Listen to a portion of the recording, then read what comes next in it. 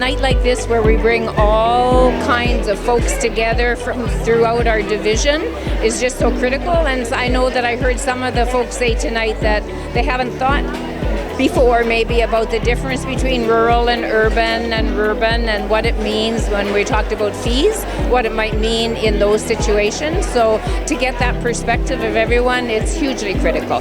The opportunity to have our stakeholders, our parents, the ones who are most attached to the schools and the longevity of our program, it's so important to have that as a conversation, to have everybody be able to be heard, and for us to hear authentic concerns and that voice going forward. It does such an amazing job of informing our board and therefore our executive, and it just enables us to move forward as a school division. All of that material then gets processed. We have to go through and pull out all of the themes, the emergent themes, find the conflicts.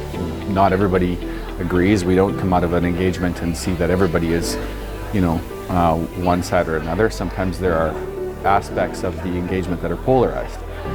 We put all of that together and then present that forward at a future board meeting as an opportunity to learn from our stakeholders, and hopefully from that informs future decisions.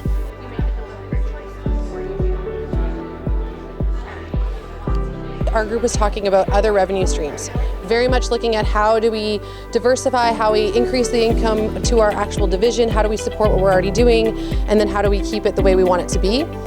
So there was a discussion about whether there's an equity in having some people who could afford to pay for things benefit from that, and people who could not afford to pay for things to not benefit. Or examples like I would not have my child go on a field trip if I couldn't afford it, if that was the decision between rent and the field trip. So that was a really philosophical discussion about that.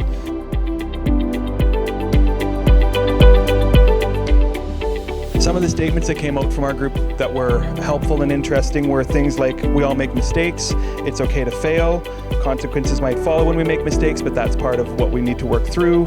And a big one that came out was, it's okay to be uncomfortable, and our kids need to know that that's something that we all experience, and that's okay. And it's especially appropriate and pertinent in a school where there's a safety net and adults that care about them and that are around them to help pick them up when they do fall.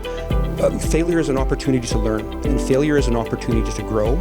And we had a very interesting sidebar conversation about, as we go through and try to destigmatize things such as failure, or specifically things such as mental illness, which we will all agree is very, very important, we have to be very, very cautious that we don't go too far and pathologize these things. So while it's okay to be anxious, it is not terribly good to claim that as anxiety. And that is the danger that we're having. All of our engagements merge into our final spring engagement, where we really engage all of our stakeholders, our community, our parents, our teachers, our support staff, our administrators, all discuss the plan going forward. So every year the board puts forward an education plan, and we begin the year with that plan. An education plan are those elements of confidence. What would a stakeholder expect to see if we're achieving what we set out to achieve? And the education plan also contains the strategies. How will we get to where we want to go?